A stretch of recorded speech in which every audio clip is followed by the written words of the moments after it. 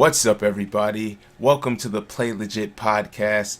It's your host, Koerri Elijah, KJ and Knowledge. We're back with the first, I guess not back, but we're here with the first ever. See, that's how you know we're new here. That's how you know we're new. We're back with the first ever podcast for the Play Legit Network. If you guys aren't familiar, it is the exclusive spot for gaming and real talk. So we're coming here with some real talk. Today we're going to be talking about Luke Cage, the soon-to-be award-winning, hopefully, Netflix series that's come out from Marvel Studios. It's definitely an awesome shift in tone and shift in pace for Marvel and just for Netflix in general. So we're going to be going in about that today on the very first stream. But before we start that, I just want to let you guys, get used to us a little bit. So we're going to introduce ourselves. We're going to start with Knowledge. We'll move around to KJ. Then I'll do myself. Then we'll get on into this. Yeah, Knowledge. I've been working with Play Legit since the beginning. A1 day one.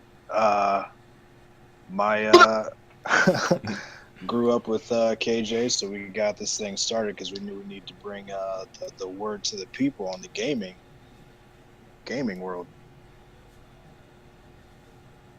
Right.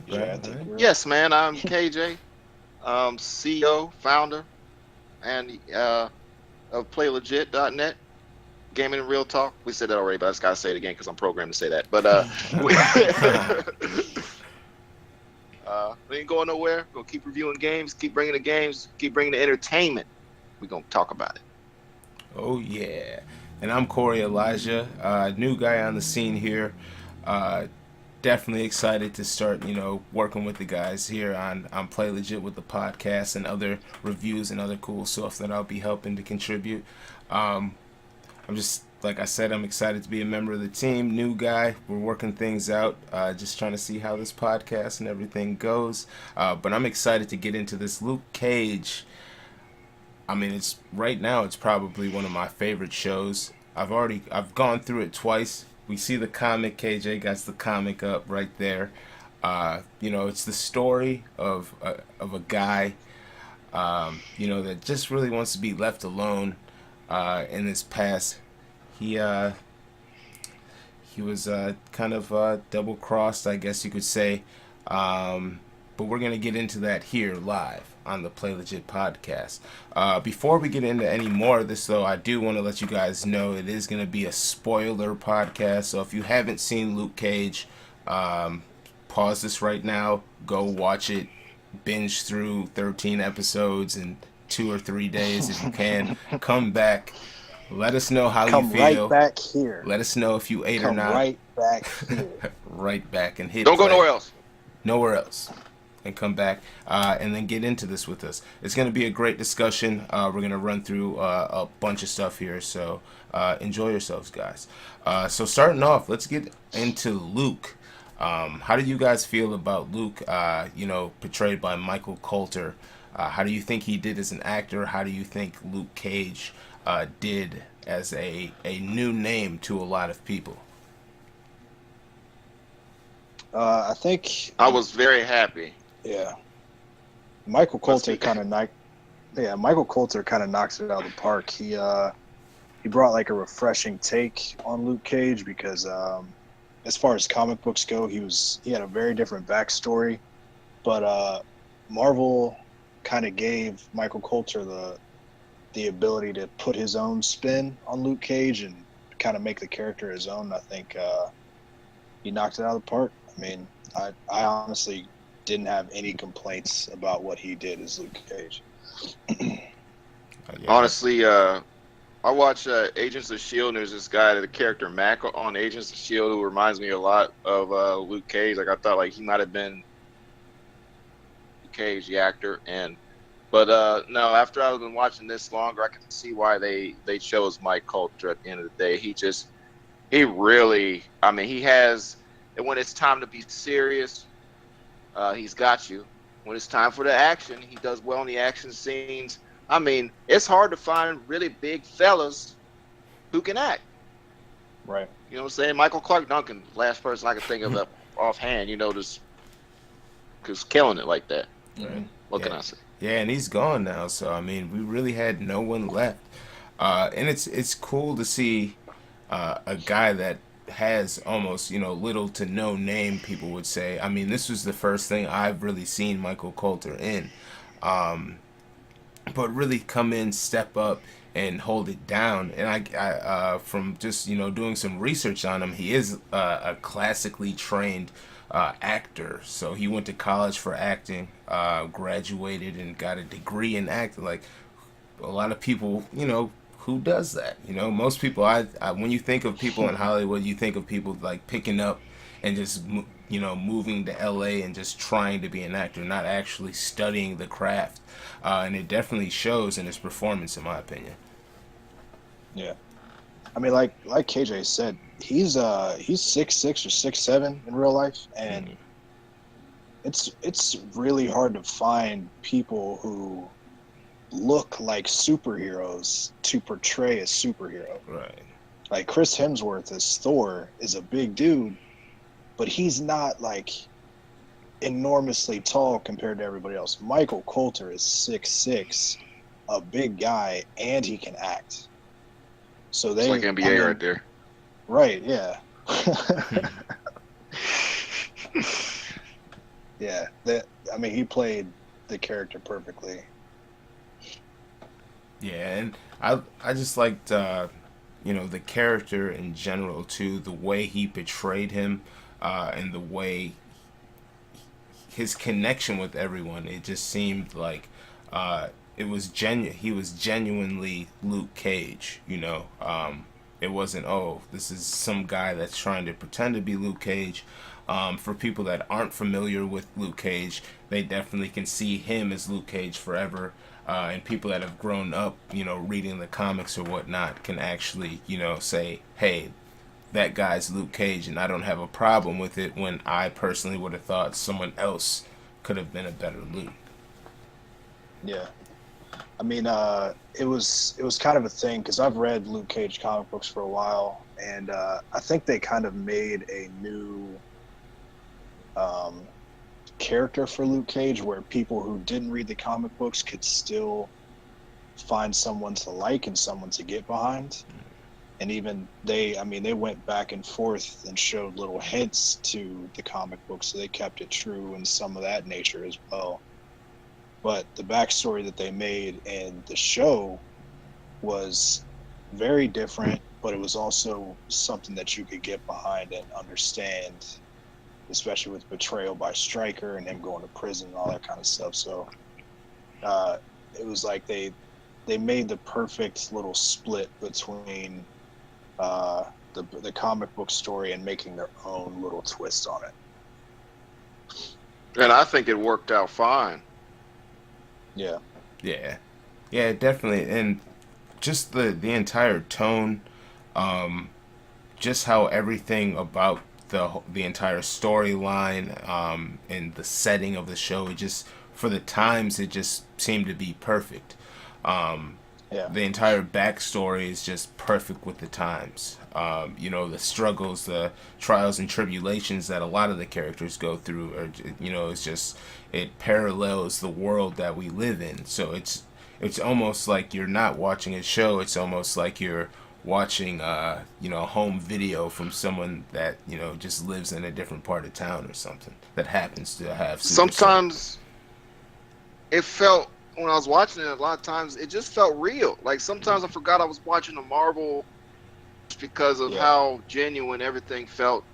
The character interactions, the setting, just stuff going on. I mean, they had just so many elements of the real world blended into this. I mean, my dad was pointing out that he had shaving cream in his cabinet that my dad had growing up, that was like an industrial shaving cream that he thought completely gone away. And it's just little touches like that, that people don't usually think about, that they threw in there, Yeah.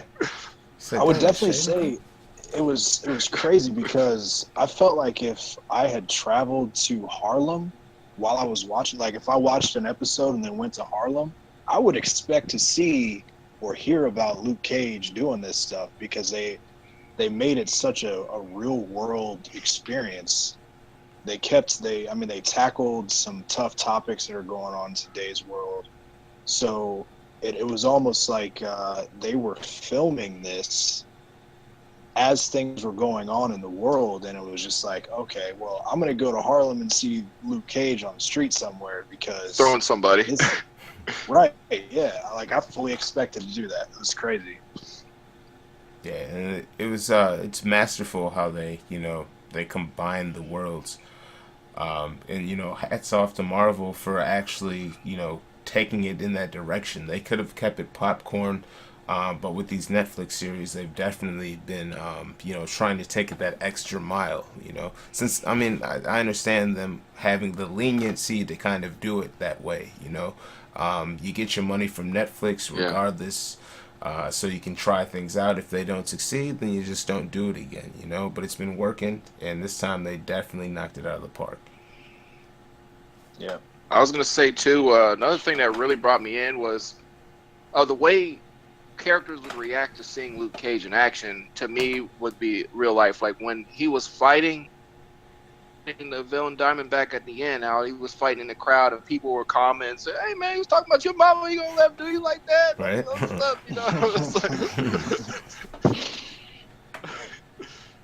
That dude looked Method like Man.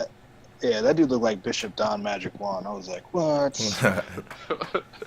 They should have just got him to be in there. Right. For sure. Yeah, Okay. They got Sway. They brought him on. They brought Method Man on Sway. He even kicked a freestyle on Sway in the morning. I was like, oh, Yeah. this is real. Which This I is feel real like life. This is like one of my days. That's how he would have interacted. Right? Yep. Yep. Yeah. It's like right in front of me in the stove. Yeah, it was nuts. So let's move on to some of this the cast here, because there's a quite a bit of killers here. Not to say killers, but killers when it comes to acting.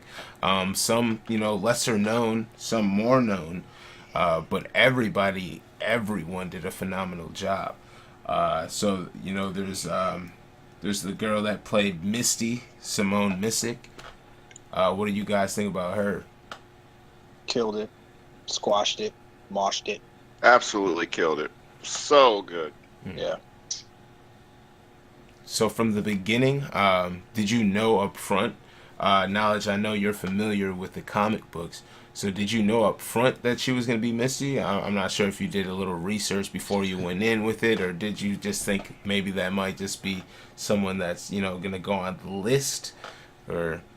Yeah, I heard that they had cast someone as Misty Knight, but I didn't realize she was going to play as big a part as she would, because in the Luke Cage comics, she's obviously very important, but you're never sure how far the show's going to go to stay true to the comics. So I knew they cast her as Misty, but I mean, again, I was unsure how far they would go with her character and keep her involved in it, but a phenomenal job with the casting.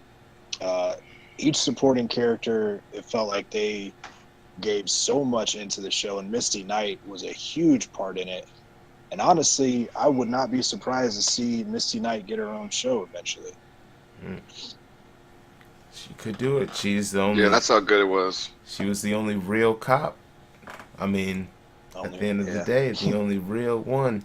There was her superior, but even she was kind of disillusioned by Mariah, which which could kind of segue us over to her, because that was she at the end. I didn't know how I was gonna feel about the transition of Cottonmouth being the main villain to Mariah really being one of two of the main villains at the end, but she got dark. Yes, She got dark, man. She just went on a downward spiral from the first episode to the end. That was just good writing on their part too, because you could just really, if you were paying attention to her storyline, it was literally just going like this. Yep. Yep, just getting Yeah, worse. the way they wrote it, I fully expected to see Cottonmouth in the series the whole time. So when Mariah takes out Cottonmouth, I was completely blown away. And I was a little upset because Cottonmouth was such a good villain. But I mean, they replaced a really good villain with a really good villain. Like Mariah became even worse than Cottonmouth because Cottonmouth at a certain point was like an anti-hero almost. He's trying to save the city but do it in a dirty way. Mariah just flat out became evil. Yeah, she was. And oh man, I can't believe she smashed his face like that. Right? Like I She like, dropped the mic. I couldn't believe it either, man. and like that's how you know she really dropped did him. want it too. It's just like you did. You just killed him. You just killed him because Can we deep down, point something out real quick though? Mm-hmm. Mariah is entirely responsible for starting Civil War. Did you guys notice that? For you're talking about Captain America, the Civil War movie. Mm-hmm. Mariah is the one who's talking to Tony Stark about the kid who got killed in the attack on New York. Oh, what? Wow! Right? Oh, how it all comes together. Yeah. Dude, I don't know if that. See, I was blown away by the hammer weapon connections. I thought that was phenomenal, but that ain't nothing compared to what you just said. Right, and I think that's something that we might have to explore later because I'm not sure if she actually was playing Mariah Stokes in that like scene, but if she was, that just made everything so much bigger. Right. Cause wow. Yeah. Yeah, we're gonna have to. If that's the case, man, we're gonna have to put the PI team on. Yeah. Do some investigative research on this and get that law and order chink chink. Right. We'll send somebody out. Go find the show out. Almost Go get out there. The show kind of felt like Law and Order sometimes. Not like in a cheesy way, but in the dang, this is so real. Is this Law and Order or is this a superhero movie or a TV show? Another thing I liked about Misty was when she had her own little detective vision and she was like seeing the crime play out in front of her, and just how they did that was so awesome, I thought. Yeah.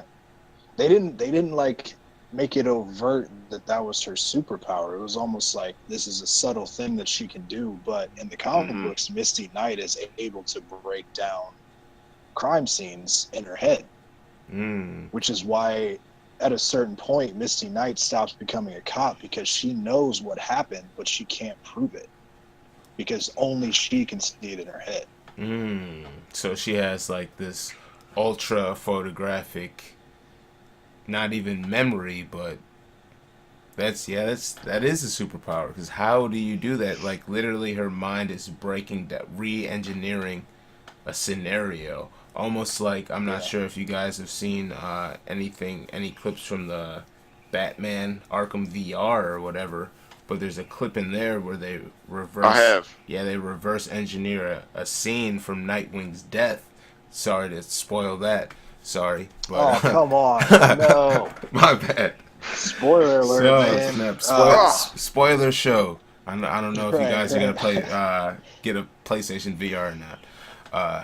But anyways, like they reverse engineer his death, and that's basically her superpower, except Batman would use, artificial intelligence to do that. She can just do that with her own mind, which is nuts. Maybe she's just hyper intelligent. Who knows? Yep. Back onto the supporting cast, we have to talk about Willis Stryker and Shades. Because Shades was kind of like he's one of those characters. Juice. Yeah. Right. He's one of those characters that stays with Luke Cage almost like his entire career. Whereas some of the bigger villains like drop in, drop out, but Shades is always there. And so he kind of played like a side role, and he played a much larger role trying to get Mariah to realize her potential.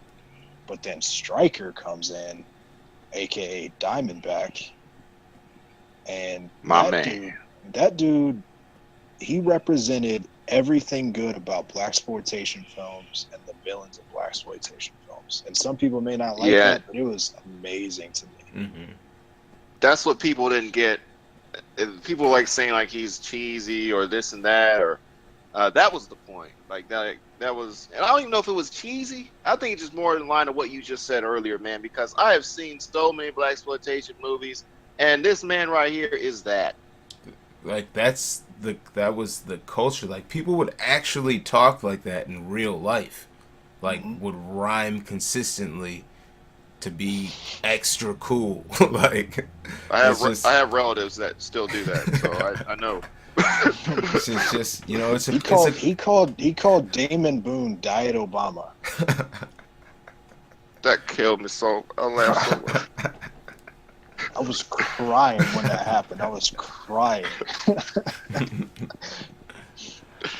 You know what I laughed about too? Because in the comic books, and they did a great job of like his suit at the end that he got matches his comic book suit, and they also the comic book picture that you can see online. He has a knife in his hand, and in the show we got to see him use the knife, and he killed like that Rasta guy. He's like, "What's going on, man?" And he like hit him in the face with the knife.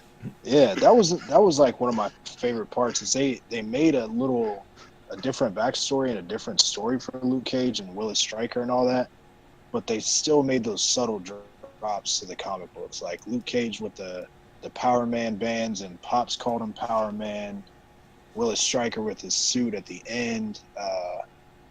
When Luke Cage first breaks out of the prison, the only thing he can find is that weird looking yellow overcoat. Yeah, and then he leotard thing. He was talking about that later too, with Rosario Dawson's character. He was like, "Yeah, all I could find was this ugly yellow jacket." Yeah, had to pay another homage to it real quick. It's like we didn't forget he did wear yellow. We'll bring it up again.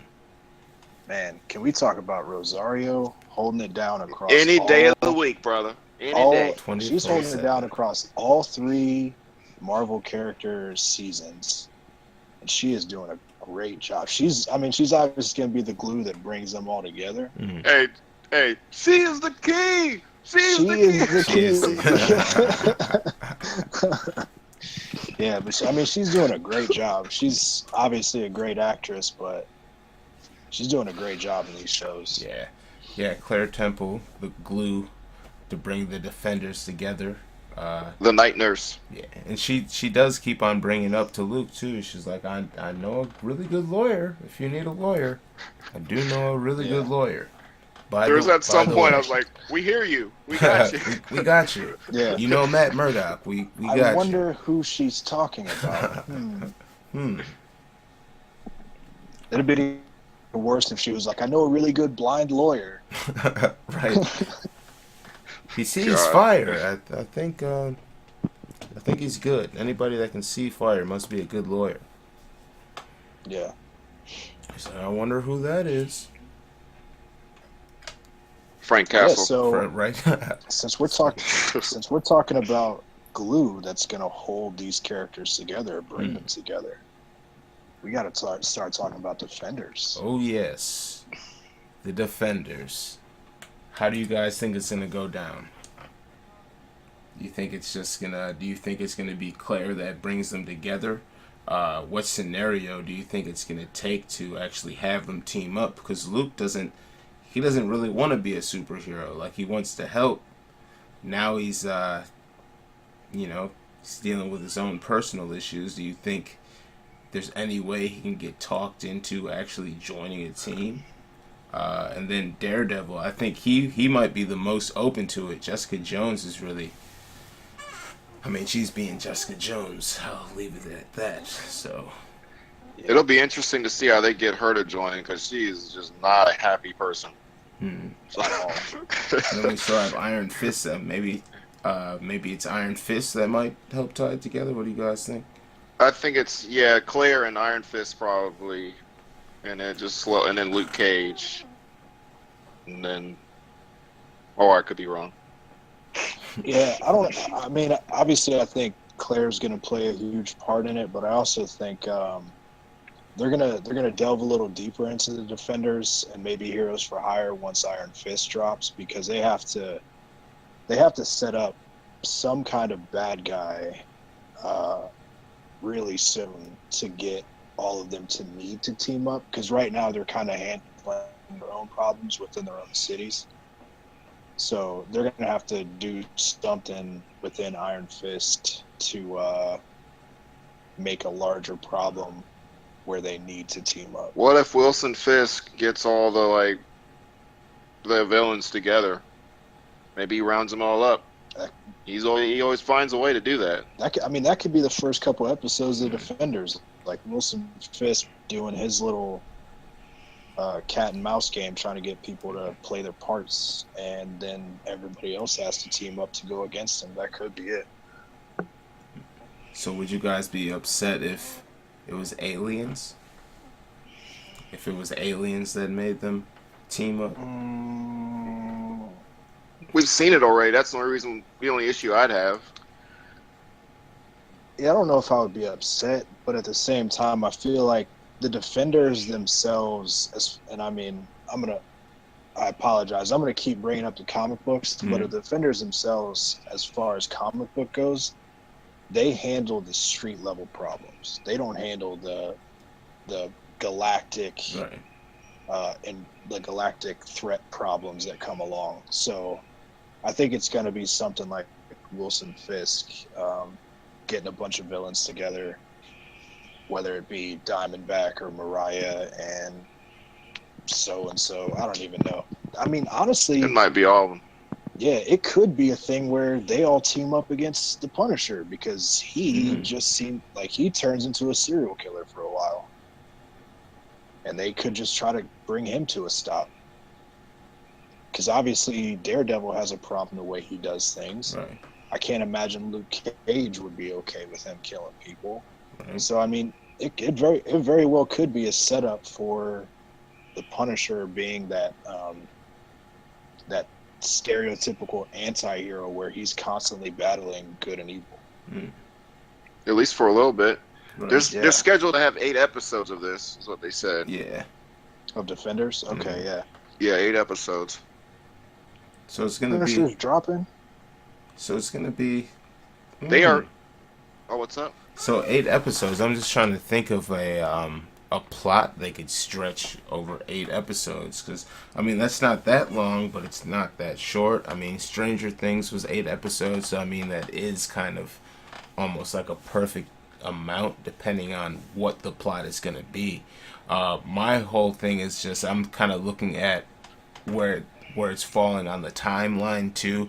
I know it's separate from the MCU, but now, especially with this whole Mariah talking to Tony Stark debacle, I kind of want to keep that in consideration too. Just Right, yeah. just if it is falling in place with the timeline, we really, we don't know what's gonna happen. I know we're gonna get Guardians of the Galaxy 2 next year as well, and then we get Spider-Man: Homecoming. Oh man, I can't wait for that, man. So then we have Infinity War, episode 1, or I don't know if they're gonna call the second one something completely different or whatever. So They said they are. yeah, So they will be doing that. So I mean, it could be a toss up. It'd be like I would rather see them stay on a street level, just personally, just because the dialogue and what they're doing with it works so well. But I wouldn't be surprised just knowing, at the end of the day, it's Disney dollars, man. And Disney dollars. Disney. Sometimes those Disney You dollars also take have things to.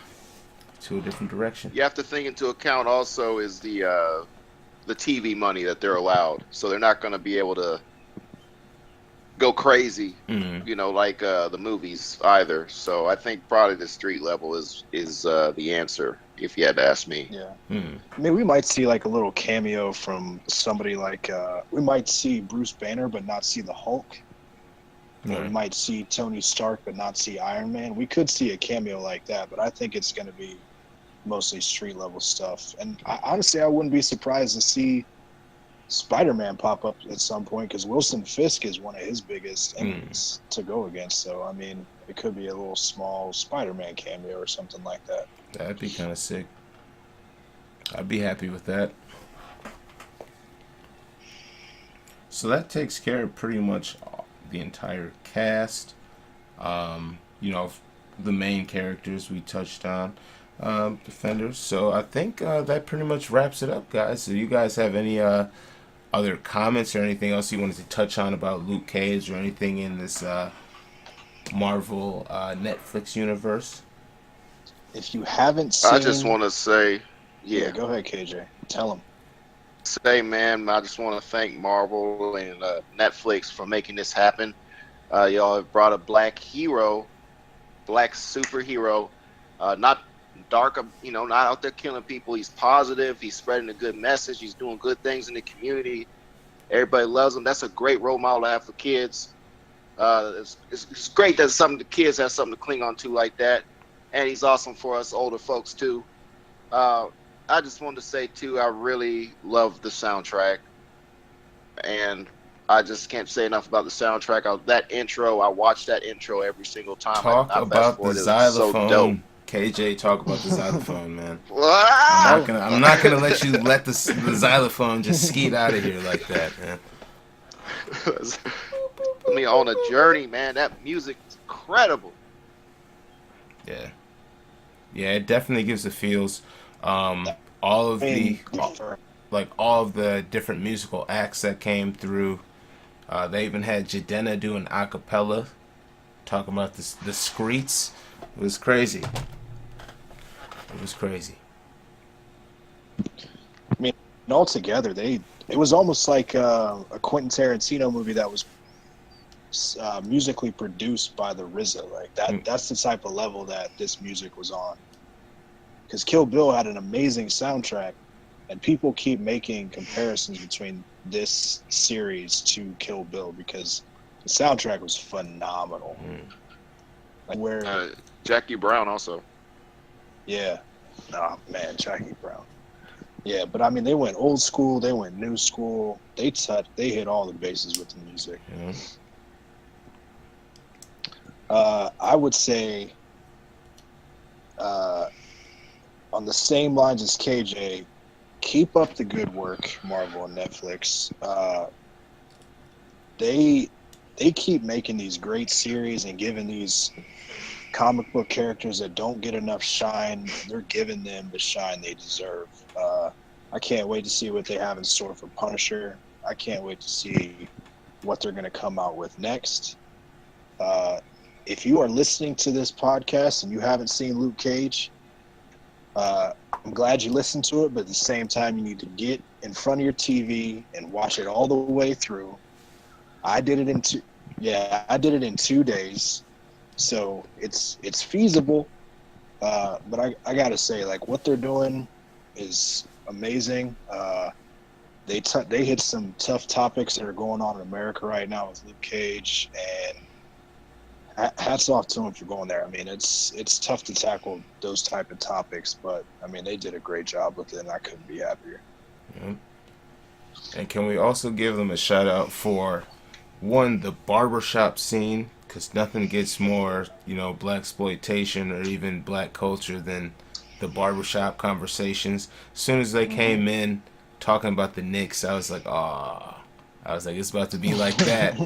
How do you fade? You fade the intro into the barbershop with them talking about the Knicks. It was over from there. So I want to thank Marvel too, because as soon as I decide to cut my dreads, I'll cosplay as Luke Cage. Otherwise, I'll do like an alternative, like Luke Cage cosplay or something with dreads or something like that.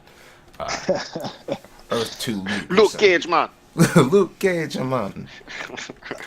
That was. So anyways, I want to thank everybody for tuning in to the podcast. Like I said, this was the very first one. We're kind of doing some experimentation. Typically, they'll be a little longer than 30 minutes or so. But we kind of wanted to just get the feels, talk about Luke Cage, and let you guys know that we're actually doing this. So if you like this, please make sure you tell your friends, tell your family, tell everybody. I know I said family. I'm not racist. It just sounds better that way. But yeah, tell your family, tell your friends. hide your kids, and hide your wife. And check out the Play Legit podcast on the Play Legit network. We're going to have this up on YouTube. We'll have it on iTunes and all that groovy stuff too. So make sure you subscribe at all those locations. But before we get out of here, we're just going to say one last goodbye. So let's go around the table. We'll drop our social medias and whatnots, and then we'll get the heck out of here, guys. So let's start with KJ, because I started with knowledge last time. Right, man. Yeah, man. You want to follow me and pretty much everybody else here. It's at Play Legit. That's me personally. I run that account, and that's on Twitter and Instagram. So at Play Legit, if you want to talk to me directly, I'm going to see it in a nice way. So A very nice way. Yeah, I go by Knowledge, but on Twitter, I go by Nowhere. It's spelled like the celestial body from the comic books. It's KNOW 11. I'm on Twitter, but I also do live streams on Twitch, and I'm going to be starting to do live streams on YouTube as well. So you guys can catch me there, and obviously I'll respond. And I'm Koerri Elijah, the newest member. This was a great first podcast. I want to thank you guys again Welcome. for welcoming me with open arms. I definitely appreciate it. You can find me on Twitter at Koerri Elijah. You can also find me on YouTube if you want to give a sub to the channel there. I do a bunch of just random, wacky, cool stuff, reviews and live streams and stuff like that. Follow me there as well at Koerri Elijah. Instagram at Koerri Elijah. Pretty much if you need to find me, you can just type Koerri Elijah in on Google or whatever, search bar you trust, and you'll find me.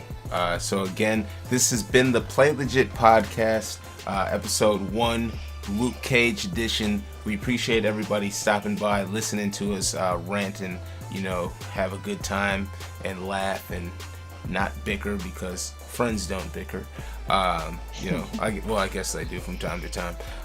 But yeah, we appreciate everybody. Make sure you stay tuned for the next podcast. We may change the name. We may keep the name.